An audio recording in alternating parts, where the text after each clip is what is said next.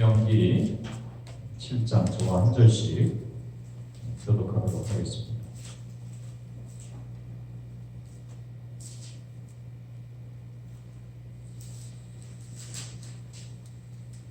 내 하나님 여호와께서 너를 인도하사 내가 가서 차지할 땅으로 들이시고 내 앞에서 여러 민족 헷 족속과 길가스 족속과 아모리 족속과 가나안 족속과 브리스 족속과 휘 족속과 여부스 족속 곧 너보다 많고 힘이 센 7 족속을 쫓아내실 때에 내 하나님 여호와께서 그들을 내게 넘겨 내게 치게 하시리니 그때 너는 그들을 진멸할 것이다.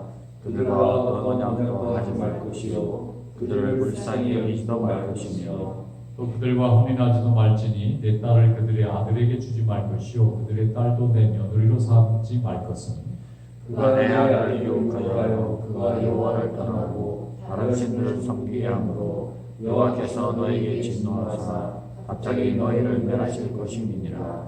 오직 너희가 그들에게 행할 것은 이러하니 그들의 제단을 헐며 주상을 깨뜨리며 아세라 목상을 찍으며 조각한 우상들을 불살할 것이니라. 너는 여호와 내 하나님의 성민이라. 내 하나님 여호와께서 지상 만민 중에서 너를 자기 지역의 백성으로 택하셨노니 여호와께서 너희를 기뻐하시고 너희를 택하심은 너희가 다른 민족보다 수요가 많기 때문이 아니니라. 너희는 오히려 모든 민족 중에 가장 작으니라. 여호와께서 다만 너희를 사랑하심으로 말미암아 또는 너희의 조상들에게 하신 맹세를 지키려 하심으로 말미암아 자기의 권능의 손으로 너희를 인도하여 내시되 너희를 그 종되었던 집에서 애굽 왕 바로의 손에서 속량하셨으니 그런즉 너는 알라 오직 내 하나님 여호와는 하나님이시요 신실하신 하나님이시라. 그를 사랑하고 그의 계명을 지키는 자에게는 천대까지 그의 언약을 이행하시며 인애를 베푸시되 그를 미워하는 자에게는 당장에 보응하여 멸하시라니 여호와는 자기를 미워하는 자에게 지체하지 아니하시고 당장에 그에게 보응하시느니라. 그런즉 너는 오늘 내가 내게 명하는 명령과 규례와 법도를 지켜 행할지니라. 너희가 이 모든 법도를 듣고 지켜 행하면 내 하나님 여호와께서 내 조상들에게 맹세하신 언약을 지켜 내게 인애를 베푸실 것이라. 곧 너를 사랑하시고 복을 주사 너를 번성하게 하시되 내게 주리라고 내 조상들에게 맹세하신 땅에서 내 소생에게 은혜를 베푸시며 내 토지 소산과 곡식과 포도주와 기름을 풍성하게 하시고 내 소와 양을 번식하게 하시리니 내가 복을 받으니 만민보다 훨씬 더하여 너희 중에 남녀가 너의 짐승의 암수에 생육하지 못함이 없을 것이며 여호와께서 또 모든 질병을 내게서 멀리하사 너희가 아는 애굽의 악취를 일때 걸리지 않게 하시고 너를 미워하는 모든 자에게 걸리게 하실 것이라. 내 하나님 여호와께서 내게 넘겨주신 모든 민족을 내 눈이 긍휼히 여기지 말고 진멸하며 그들의 신을 섬기지 말라. 그것이 내게 올무가 되리라.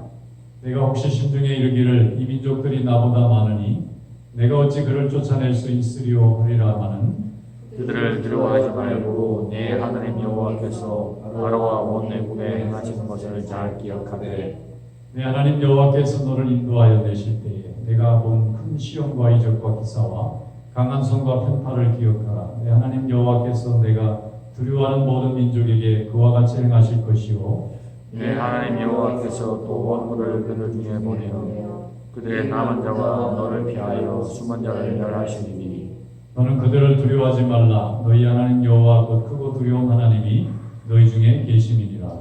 내 하나님 여호와께서 이 민족들을 내 앞에서 조금씩 쫓아내시리니 너는 그들을 급히 멸하지 말라.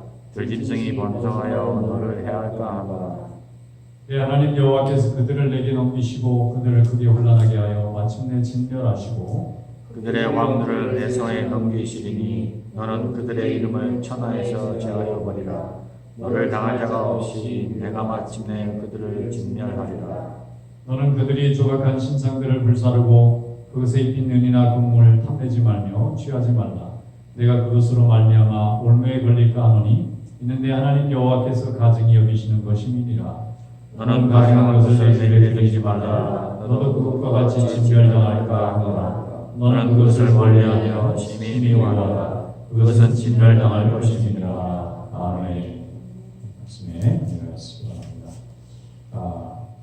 신명기는 모세가 이스라엘 백성들이 가나안에 들어가기 전에 준 하나님의 말씀입니다. 여기에 오늘 신명기 7장 말씀의 핵심은 간단합니다. 하나님을 잘 믿고 순종하고 그 계명대로 살면 하나님이 가나안의 7 민족을 다 쫓아내게 하시고 그 자리를 젖과 꿀이 흐르는 땅으로 만드셔서 이스라엘 백성들이 영원히 자손들이 살 수 있는 그런 약속의 땅으로 주시겠다는 거고, 만약에 이 말씀대로 순종하지 않고 여기에 쫓아낸 부족들이 행하고 있는 이 음란한 우상 숭배를 계속 반복하게 되면 너희가 비록 지금 하나님에게 축복을 받아서 쓰임 받을지라도 나중에라도 변질이 돼서 우상 숭배에 참여하게 되면 이들이 쫓겨난 것과 똑같은 모양으로 너희들이 이 땅에서 제하여 버리게 된다 하는 말씀을 하고 있습니다. 무슨 뜻이냐면은 혈통적으로만 하나님이 이스라엘 백성을 자녀 삼았다기보다는 혈통으로는 시작했지만 결국 그 혈통이 믿음으로 증명이 되어야 된다. 이스라엘 백성을 선택한 것은 맞습니다. 그런데 그 이스라엘이 이스라엘다운 맛을 가지고 있어요. 소금이 필요합니다. 소금이 없어서는 안 되고 모든 음식의 중심인데 짜지 않은 소금이다. 그러면 이건 버릴 수밖에 없는 겁니다. 이스라엘 백성은 하나님과 겨루 이겼다는 뜻을 가진 위대한 민족이고 그 이스라엘이라는 이름도 야곱이 야복강에서 하나님하고 씨름하다가 하나님이 너무 간절히 하나님을 붙잡고 의지하니까 그의 이름을 야곱이라고 하지 말고 야곱은 발뒤꿈치를 잡은 사람이다. 말하자면 기회만 있으면 철저하게 놓치지 않는 승부사다. 그런 뜻인데 하나님이 이제 그 이름을 버리고 이제는 이스라엘이라고 해라. 엘이라는 말이 히브리 말로 하나님이라는 뜻이에요. 그러니까 하나님과 겨루어 이겼다. 하나님을 붙잡고 하나님에게 기도응답을 받았다. 그런 뜻입니다.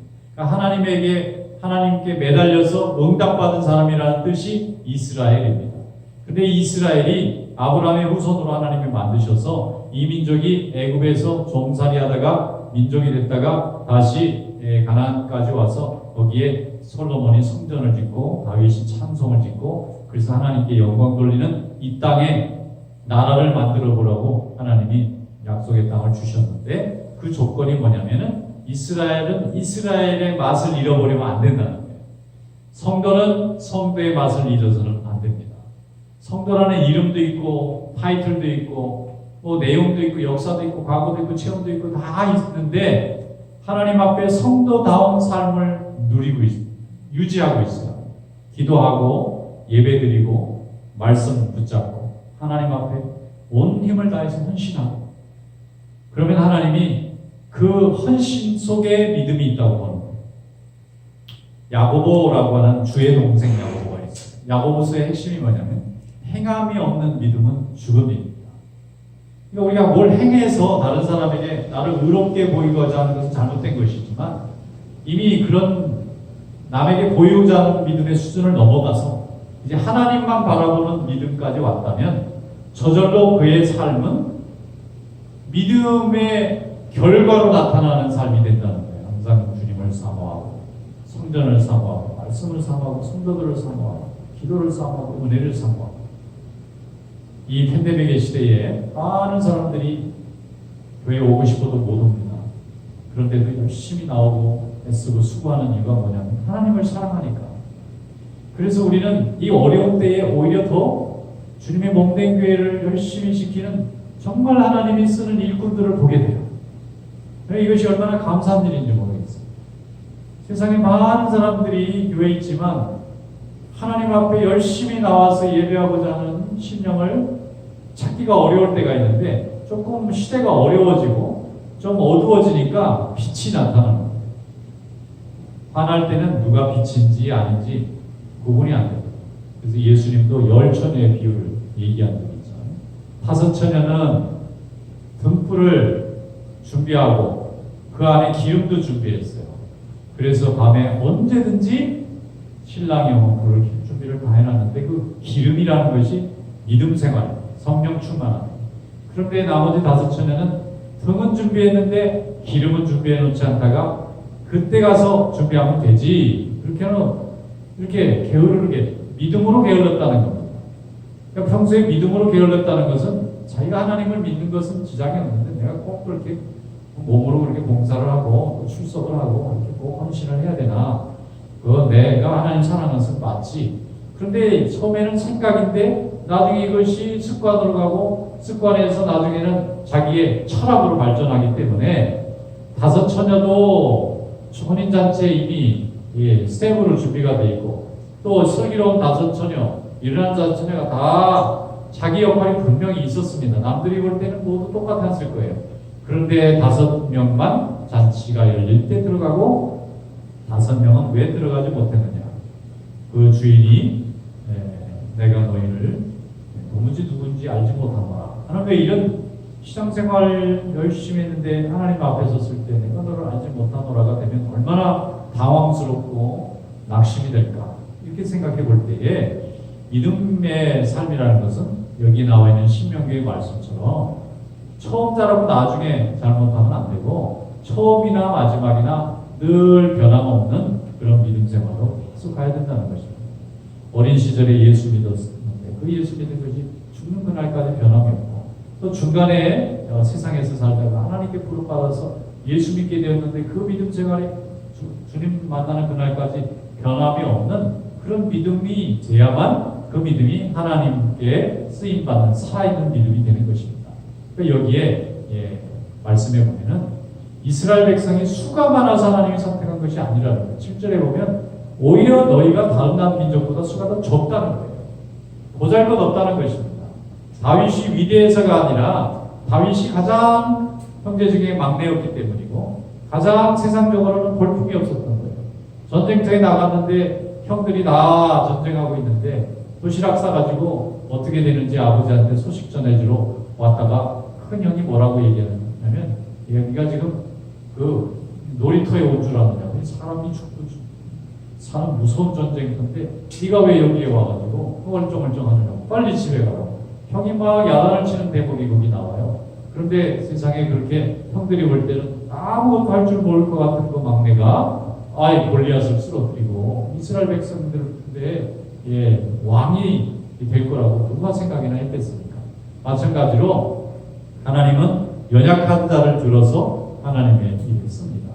교만한 사람은 쓰기가 너무 힘들어요. 자기의 생각을 굽히지 않아요. 자기의 주장을 멈추지 않아요. 근데 겸손한 사람은 언제든지 들을 준비가 되어 있어요. 하나님의 음성도 듣고 옆에 있는 이웃의 형제와 또 함께 일하는 동역자들의 말을 듣습니다. 그러나 듣지 않을 때에는 자기의 생각이 너무 완강해서 하나님의 일에 절대 쓰임받을 수가 없는 사람이 되는 거예요. 이스라엘 백성들은 지금 신명기를 통해서 굉장히 들을 준비가 다 되어 있어요. 40년간 광야 생활하면서 이스라엘 백성이 배운 게 뭐겠습니까? 우리 생각은 내려놓고 하나님 생각 들어야 된다.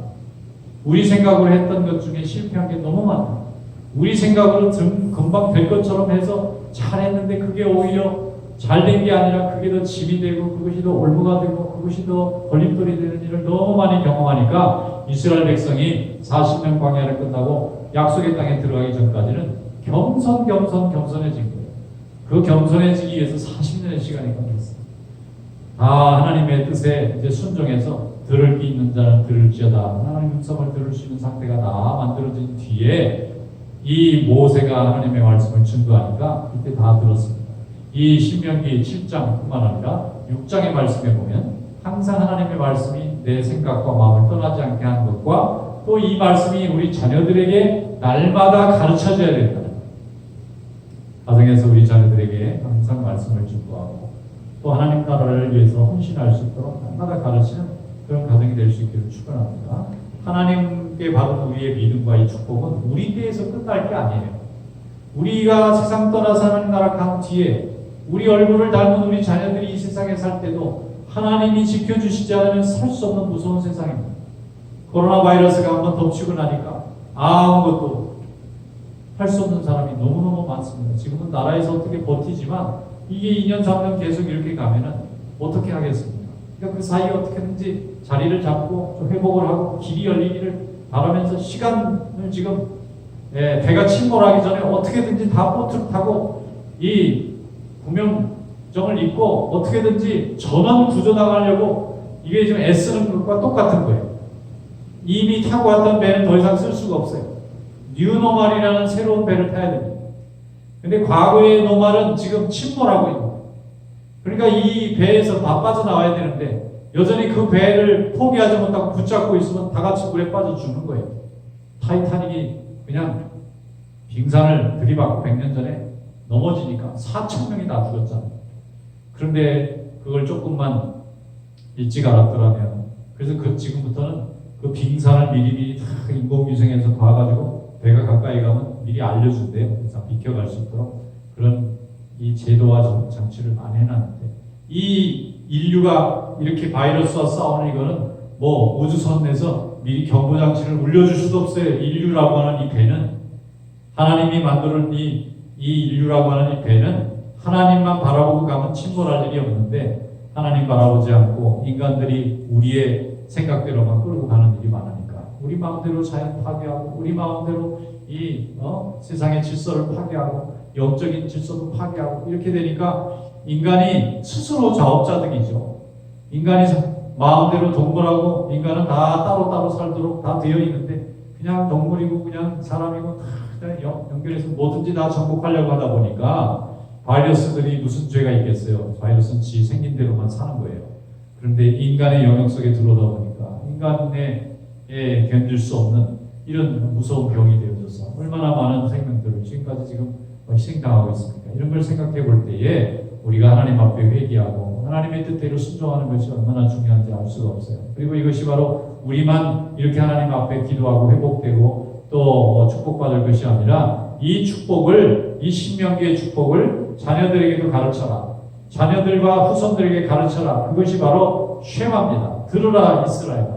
항상 하나님의 말씀이 네 곁에 있고 너의 자녀들에게도 이어져야 된다. 수평적 전도뿐만 아니라 수직적 전도, 동시대의 사람들에게도 전도하는 것도 중요하지만 다음 세대의 자녀들이 오고 오는 세대들이 다 하나님 말씀을 계속 붙들을 수 있도록 성경을 잘 가르치고 또 예배도 잘 가르치고 또 기도도 잘 가르치고 영적으로 하나님 앞에 날마다 충만한 삶을 사는 것이 육신의 삶으로 충만한 것보다 더 복된 거고 더 행복한 것이라는 것을 우리가 가르쳐야 됩니다.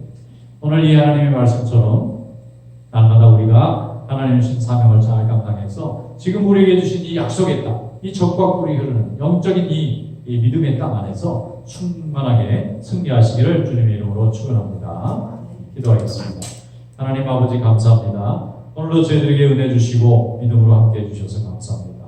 주신 말씀을 따라 이 어려움을 이기고 믿음으로 승리하는 가정 성도들 또 교회 될 수 있도록 도와주시옵소서. 이제는 우리 구주 예수 그리스도의 크신 은혜와 아버지 우리 하나님의 만국하신 살아가심과 성령의 교통하심이 오늘 이 시간 주의 말씀을 듣고 돌아가는 주의 종들 머리 위에 또 가정과 자녀들 위해 이제로 영원토록 함께 하시기를 간절히 축원하옵나이다. 아멘. 주님께 감사와 수고하셨습니다. 네.